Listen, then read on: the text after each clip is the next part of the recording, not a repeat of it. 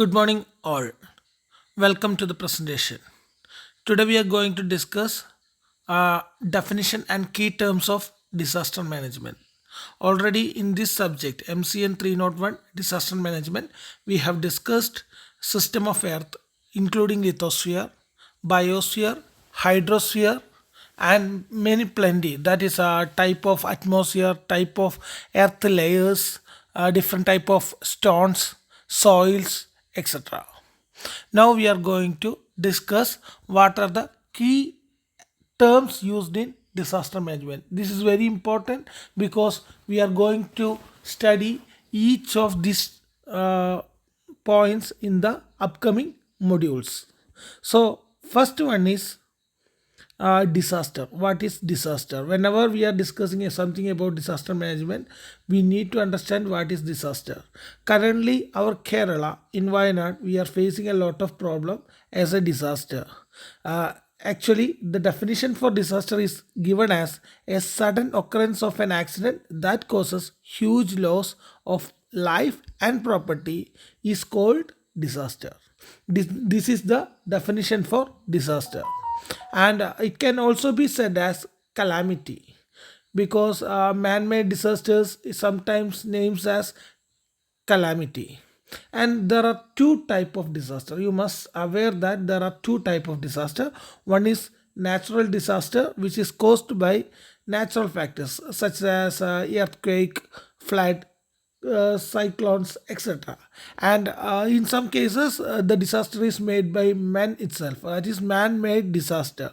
The main thing may be war, accidents, that is a road accident, fire accident, aerospace accident, industrial accidents, etc. When you are looking to the natural disaster, currently we are facing in Kerala, in Wayanad, you can say landsliding in Mundakai as well as Churalvala. That is an example of natural disaster. And when comes to man-made disaster, we are facing a lot of disasters such as war between Ukraine and Russia. There are war between Israel and Palestine, as well as in plenty of road accidents, aerospace accidents. Kalpana Chawla died in Colombia disaster. That was also a man-made disaster.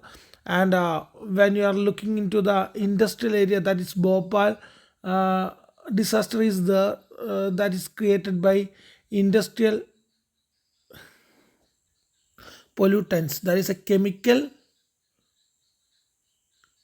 disaster. And you have some examples for natural as well as man-made disaster. When coming to the natural disaster, the main one are earthquakes, uh, volcanoes. I think you know that what is earthquake and what is volcano, and tsunami. Especially in 2004 we have faced tsunami in our country. Then landsliding, currently we are facing the same. That was a severe disaster we have ever faced in Kerala. Hurricane, Kodunkatte. You can see hurricanes in our hurricane in our area. Then tornado, that is Chuelikatte. That's also a natural disaster. Blizzard, that is Himavadam in Malayalam. That is due to excess of snow. And then dust storm, that we mainly comes in deserts. Then flood, actually we have faced a severe flood in 2018 in Kerala, especially in Ernakulam. Then drought, due to lack of water, we are facing a lot of problems like droughts. uh, Wildfire, that is due to some natural reasons. There may be fire from forest, that can be said as natural disaster. Sinkholes is also an example of natural disaster. And when comes to man-made disaster, a lot of man-made disasters are there. Some of them only I am discussing here: train accident, aviation accident, shipwreck, traffic collision, that's road accident, structural collapse. All this can be said as building collapse, bridge collapse, and wildfire due to human activities. Sometimes some people may throw or discard cigarette to forest, and that may affect as a cause for disaster. And a space accident, we can see an image of Columbia team. And obviously fire, that is assault, fire made to damage the property. This is also an example of man-made disaster. These are the commonly facing disasters in our country as well as in the world. And when comes to hazard, the reason for disaster is actually, we can say, hazard. That is, before disaster, we know that there is a chance of such disaster. That is known as hazard. It can be defined as a potentially damaging physical event, social, economic disruption, or environmental degradation. And typical examples of hazard can be absence of rain. That is, when rain availability of water is less, that will leads to drought definitely. Or abundance of water may leads to flood. These can be the absence of water or abundance of water can be mentioned as hazard. The cause for the disaster, that is known as hazard.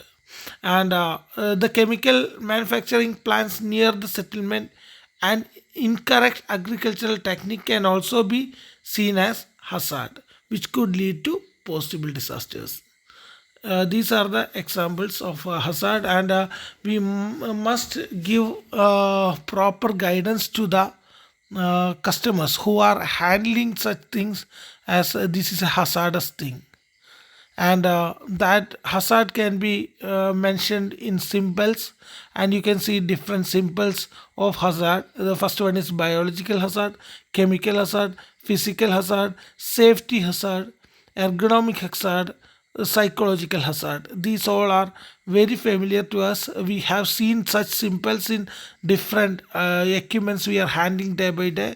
And also we have some hazardous symbols on fire extinguisher or flammable things, that is flammable, compressed air, corrosive, oxidizing, harmful, health hazard, toxic, explosive. Different type of hazards are mentioned to you as a simple before using such components, that is mentioned as hazard. So you must understand what is the difference between hazard and a disaster. Disaster is an event, and hazard is the cause for that event. That is, ശരിക്കും മലയാളത്തിൽ പറഞ്ഞു കഴിഞ്ഞാൽ ദുരന്തം അല്ല, അതിനാണ് ശരിക്കും പറഞ്ഞാൽ disaster എന്ന് പറയുന്നത്. അപകട സാധ്യത എന്നുള്ളതിനാണ് ഹസാഡ് എന്ന് പറയുന്നത്. Now we are coming to exposure. Exposure is nothing but infrastructure, people, housing, everything is located at hazard prone area. That is, we know that there is a chance of disaster, that is hazard is mentioned. That is, when we are coming to Kerala hilly area, we know that there is always a chance of hazard. Even though there's a chance, plenty of pupils are living there, there is a lot of building structures are there, vehicles are there, and they are said as exposure. ഈ അപകട മേഖലയിലുള്ള എല്ലാ വസ്തുക്കളെയും common ആയിട്ട് പറയുന്ന സാധനമാണ് exposure. നല്ല വാക്കുകളിലായിട്ട് നമ്മൾ എക്സ്പോഷർ എന്ന് പറയാറുണ്ട്. അതായത് നല്ലൊരു ഓപ്പർച്യൂണിറ്റി കിട്ടുന്നവർക്ക് നമുക്ക് എക്സ്പോഷർ എന്ന് പറയാം. But in case of disaster it is a negative term. That is the people, infrastructure, housings, production capacities and other tangible human assets located at hazard prone area is known as exposure. വളരെ important ആണ്. ഒരു എക്സാമ്പിളായിട്ട് പറയാം. You can see an example. This is an hazard. We know that shark is not a peaceful animal or water fish, but when we are traveling or swimming through the sea, the shark is always a hazard. And this human being can be said as exposure. When this hazard reaches the exposure, that will be a risk or this will cause a disaster. This is very important. Anything at that hazard prone area is said as exposure. ഇപ്പോൾ example പറയുകയാണെങ്കിൽ ഇപ്പോൾ മുണ്ടക്കൈ ചൂരൽമലയിൽ ഉണ്ടായിരുന്ന ആ Vellarmala school അല്ലെങ്കിൽ ബാക്കിയുള്ള buildings, people, animals എല്ലാം തന്നെ exposure ഏരിയയിലായിരുന്നു, അതായത് ഹസാർഡ് എക്സ്പോഷർ ഏരിയയിലായിരുന്നു. Even though we have given warnings, we cannot save those exposure from the disaster. And we must know what is vulnerability. After a disaster, what are the result of that disaster or effect of that disaster is known as vulnerability, or we can say it as an inability to resist a hazard. And for example, people who live in plain are more vulnerable to flood than people live in higher type. അതായത് hilly ഏരിയയിൽ നിൽക്കുന്ന ആൾക്കാർ എന്തായാലും plain ഏരിയയിൽ നിൽക്കുന്നതിനെക്കാട്ടി safe ആയിരിക്കും in case of flood. But in case of landslide, the people who are nearer to hilly area under the thread or they are exposed to the disaster or hazard. And when disaster occurs, if that losses, that all losses, that include physical loss, social loss, economic loss, environmental loss, can be said as vulnerability. അതായത് നമ്മൾ ആദ്യം പറഞ്ഞ terms വെച്ച് മലയാളത്തിൽ പറയാം. Hazard എന്ന് പറഞ്ഞാൽ അപകട സാധ്യത, ഡിസാസ്റ്റർ എന്ന് പറഞ്ഞാൽ ദുരന്തം, ആൻഡ് വൾണറബിലിറ്റി എന്ന് പറഞ്ഞു കഴിഞ്ഞാൽ നാശനഷ്ടം. The vulnerability depends on several factors such as people's age, state of health, local environmental and sanitary condition, as well as on the quality and state of local building. Everything will affect the vulnerability. എല്ലാ കാര്യങ്ങളും നാശനഷ്ടത്തിന് കാരണമാവും. And you can see an reason for risk, that is hazard, exposure and vulnerability. When these three are cumulated together, you will get risk.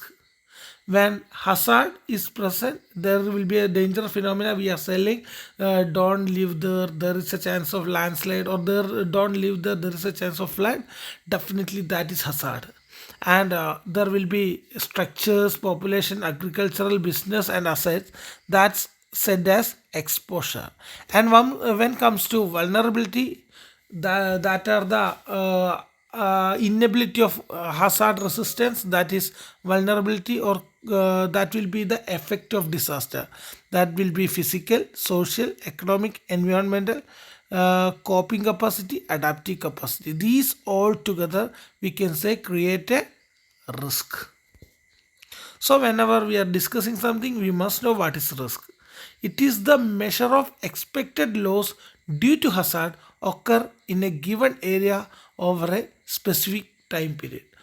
ഒരു specific time പീരീഡിൽ Hazard കാരണം ഉണ്ടാകുന്ന losses എത്രയാണെന്നുള്ള മെഷറാണ്. അഥവാ എത്ര loss, എത്ര ലൈഫ് പോയി, അല്ലെങ്കിൽ എത്ര സ്ട്രക്ചേഴ്സ് പോവും, അങ്ങനെയുള്ള കാര്യങ്ങളൊക്കെ തന്നെ പറയുന്ന ഒരു മെഷറാണ് റിസ്ക് എന്ന് പറയുന്നത്.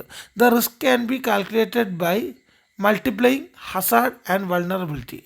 ഹസാർഡും വൾണറബിലിറ്റിയും മൾട്ടിപ്ലൈ ചെയ്താൽ we can directly find the risk. Also we need to consider exposure while calculating risk. ഈ റിസ്ക് അസസ് ചെയ്യാൻ there are different methods, and in the process of risk assessment we must know what are the steps. There are several steps in a risk assessment. എന്താണ് risk എന്നുള്ളത് assess ചെയ്യാൻ different steps ഉണ്ട്. We will follow one by one. First one is process of identifying Hazard. എന്താണ് Hazard എന്നുള്ളത് identify ചെയ്യുക എന്നുള്ളതാണ് first step. And second one, review the technical characteristics of Hazard such as there location, intensity, frequency and probability.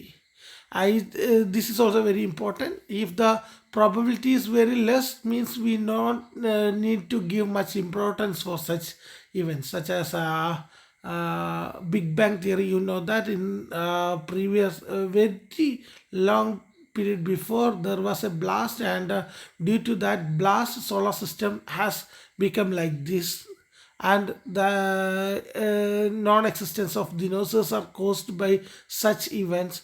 They are very less priority events because they are not frequent events. So we need to consider frequency, intensity, how much that affect our nature, location, where will be that process occurs, event occurs, and probability. These things of hazard should be uh, understand before calculating risk. After that, we must analyze what are the exposures and vulnerability. We need to understand how much people is living under the threat, under that hazard prone area. We must know what are the structures there, what are the assets there, by analyzing that exposure, and we need to identify what will be the vulnerability by calculating previous occurrence. That is already if flood is occurred in such place, that is in 2018, we know that there was a flood in 1924, and we have a history of flood in Kerala before 2018 also. So when coming to that point, when we are taking that as a reference, we can calculate what is current situation. We can calculate the risk by identifying exposure and vulnerability, and after that we can evaluate the results. What should be the risk that can be identified, and we need to understand what is risk mapping, and it's a process containing two steps. First one is risk analysis and risk evaluation. And risk mapping is a scientific methodology. In this process we will analyze the hazard and vulnerability and capacity. What is our capacity to resist that hazard, to understand risk assessment. That is how to understand what is the risk. We need to map these three things: hazard, vulnerability, capacity. While doing vulnerability analysis, we must take care of exposure also, and the components. Risk analysis is nothing but it's a systematic process that follows some steps. First one is hazard identification. Already we have discussed what are the steps for risk assessment. This is the first step: hazard identification, hazard assessment, identifying and identifying the elements at risk, that is exposure, what are the things at risk, and after that vulnerability analysis, and you need to identify risk estimation. After risk estimation, we need to discuss among a committee and need to evaluate that risk. And this is an important point. At this stage, values and judgments are entered for the decision making process. At this stage only we will discuss what should be the result. Actually, even though we are having abundance level of water level, sorry, even though we have a climate change now, abundance level of water is available in our nature, and our authorities, government authorities, are discussing by analyzing the data from the central department regarding warning system is there, alert system is there, orange yellow alert system is there, and according to that our district collector is taking proper action to avoid disaster, and these all are doing by risk assessment and evaluation. You can see how risk leads to disaster. When hazard is there, There will be vulnerability domain also. We know that if this hazard occur or this hazard become disaster, this will cause a vulnerability. By analyzing this one, we can manage disaster. That's actually disaster management. After identifying or assessing the risk, we need to reduce that risk. That's the next step. Disaster risk reduction, or DRR. You need to reduce that risk. For that, we have a plenty of things.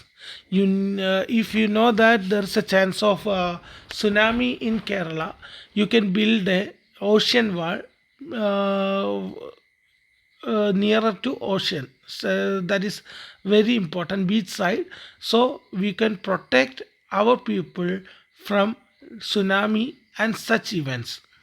And if you know that there is a chance of flood, you can always make a sanitation channels properly, as well as you can control the water level in the dam before flood occurs. This is a continuous process.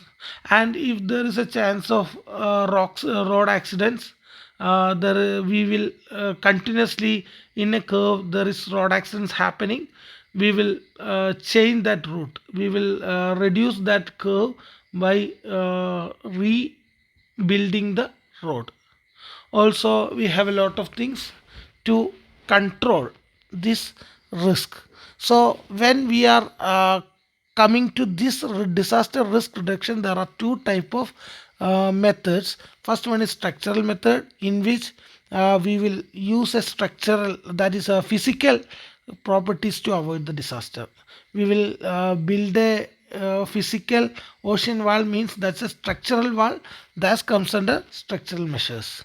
But non-structural means we are giving training to the pupil, that is if disaster occurs, we need to help others, we have to protect people or save people, we need to give mock drills, trainings, such things comes under non-structural measures. Also counseling we will give, crisis counseling, all are comes under non-structural measures. Whenever we are planning for a disaster risk reduction, we must consider the following terms. You can see the terms, that is risk management, population, public policy, geology, geomatics, civil engineering, environment, planning, meteorology, anthropology or sociology, economy, hydrology, etc. These factors should be in our mind when we are discussing something about disaster risk reduction. Hope you are understanding, following. നമ്മൾ പറഞ്ഞ കാര്യങ്ങൾ, ആദ്യം നമ്മൾ disaster എന്താണെന്ന് പറഞ്ഞു, മാൻമെയ്ഡും നാച്ചുറലും ഉണ്ട്. അതിനുശേഷം hazard എന്താണെന്ന് പറഞ്ഞു. ഹസാഡ് എന്ന് പറഞ്ഞു കഴിഞ്ഞാൽ കോസ് ഫോർ ദ ഡിസാസ്റ്റർ ആണ്, അതായത് റീസൺ ആണ്, ആക്ച്വലി അപകട സാധ്യതയാണ്. Then we have discuss something about vulnerability. Vulnerability is nothing but the inability to resist the hazard is known as vulnerability.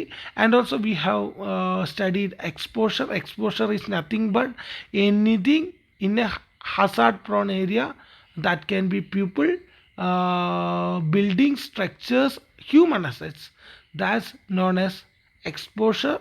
And we have studied what is risk. That's a combination of hazard, vulnerability and exposure. And while calculating the risk, there is a proper step, scientific step is there, that is risk assessment. That is followed by a risk mapping. And for risk mapping, we have risk analysis and evaluation. And after finding the risk by calculating or comparing hazard, vulnerability and exposure, you need to reduce that risk. For reducing that risk, we need two type of measures. One is structural and second one is non-structural. These are the topics we discussed till now, and we will go further. I hope you are understanding what are the key terms used in a disaster management. If you have any queries, any doubt, you need to ask me. And now we will discuss capacity. Capacity is not bad thing. It's actually a positive thing while doing a disaster management. When we are coming to capacity, you know that always, do you have that capacity to hold that work every time you are facing such problem questions, when you go for an interview, or when you come to a teacher, you face such problems. Have you that capacity to solve that equation? Like that questions will arise.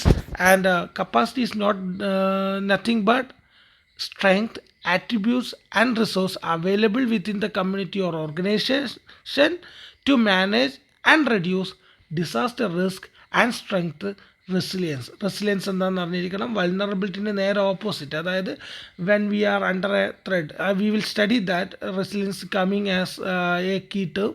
So we now understand what is capacity. Capacity is the strength of our community or organization, or it is the attribute of our community, or it is the resource available at our community to withstand against disaster. And you can see in landslide in Vaina, our military force, navy force, NDRF, as well as police effectively work together to save a lot of people. Around 1500 plus people are saved by efficient working of the system. And this is also can be said as ability to rescue from a disaster. That's already I told. And there are two type of capacities. First one, physical capacity, and second one is socio economic capacity. Physical capacity means structures. Actually, what are the available thing? Yesterday they have build a bridge across the river. That's require a lot of materials, manpower, skilled labor, everything. That's our capacity, physical capacity. That building, everything is our physical capacity. Socio-economic capacity means that can be split into two. Socio means support from the society. That is when they are transferring some equipment to some disaster oriented area, that should be reached there on time. That's the campaign effect. You can also see our college as well as our community have spent a lot of money and collected a lot of things for the uh, relief of the uh, hazard sorry disaster affected people. And that's also comes as a social capacity. And also you can see economic capacity. Every time whenever you are facing a disaster, the major problem will be economy. You need to provide proper economic support for rebuilding the structures after disaster.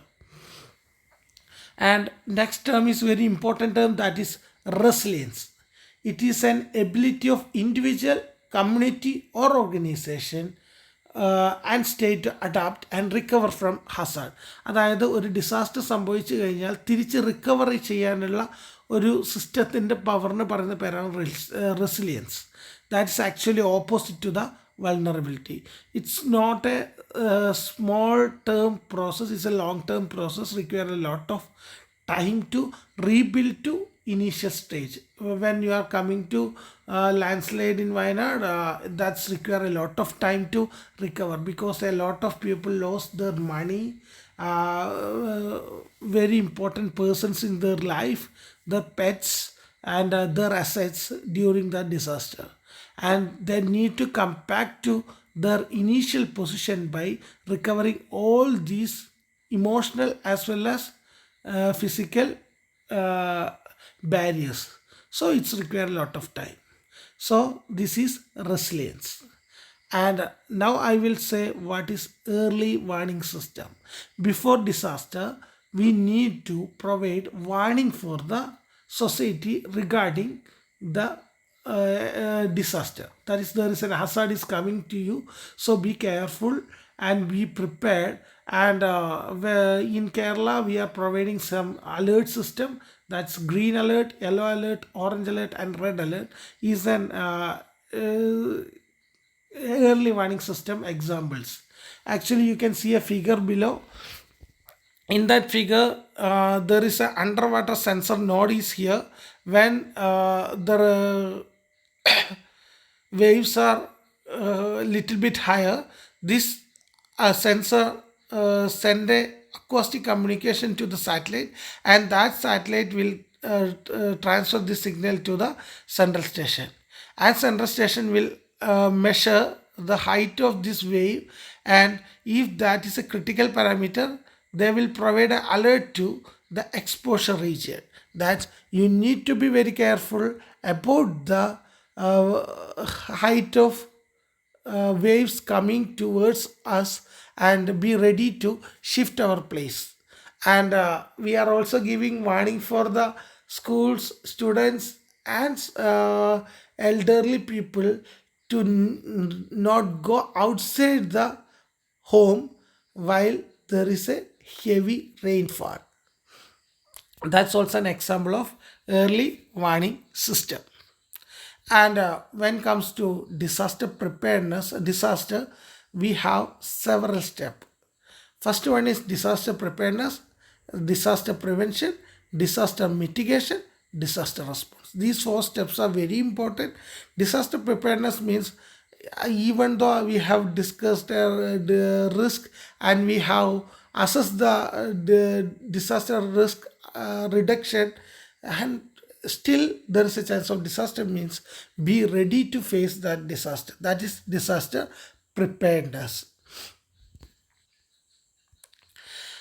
And after becoming ready to face the disaster, we need to do some prevention.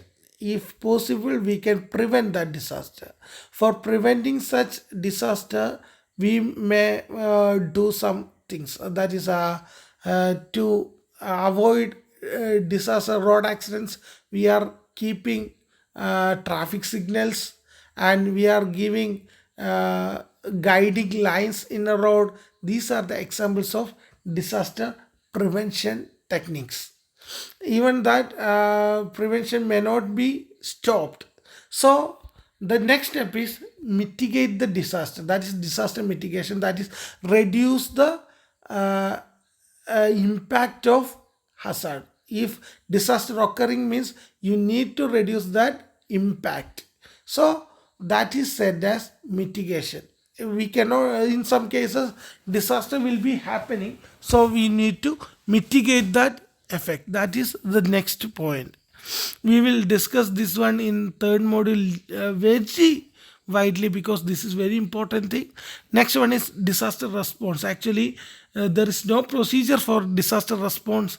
If a disaster, that is an event occurring in a place, you need to respond immediately. That's an emergency service. It can be said as an emergency service during or immediately after crisis, in order to save lives, property, assets, etc. It's very important. And while doing disaster response, we will give priorities. And you can see that airlifting is done for elderly people as well as women, while other pupils or men's may guide towards the uh, safe area. And next one is damage assessment. After disaster, you need to calculate what are the damages occurred. This is can be calculated by impact of that vulnerability.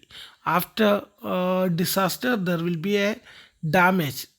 Structural damage will be there, physical damage will be there, a lot of lives will be gone, death will occur, and some may lose their mental strength, some may lose their physical ability. Everything will be analyzed under damage assessment. During this one, there are three types of damages. One is severe, moderate, and light. Coming to landslide in Wayanad, that is a severe damage. Actually, we have lost a complete area, and we need to rebuild everything. Whatever available there before should be rebuild require a lot of time and money is known as severe damage. And second one is moderate.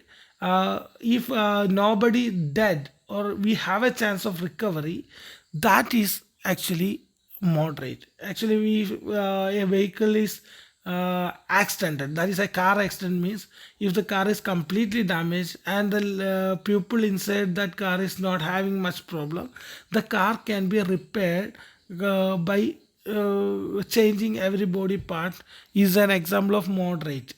And light means it's very light and not require a much major repairs, it's require a minor repair. Such things can be said as light. And in Kerala, sometimes light earthquake occurred, and that not caused any damage for the people. And crisis counseling, you have seen plenty of counseling around us. Normally we are giving counseling for the people who are under depression or need motivation. And crisis counseling is entirely different from normal counseling, because it's happening to the people who are faced a disaster. Their mental strength will go very down, their confidence level will go down, and some may lose their all asset.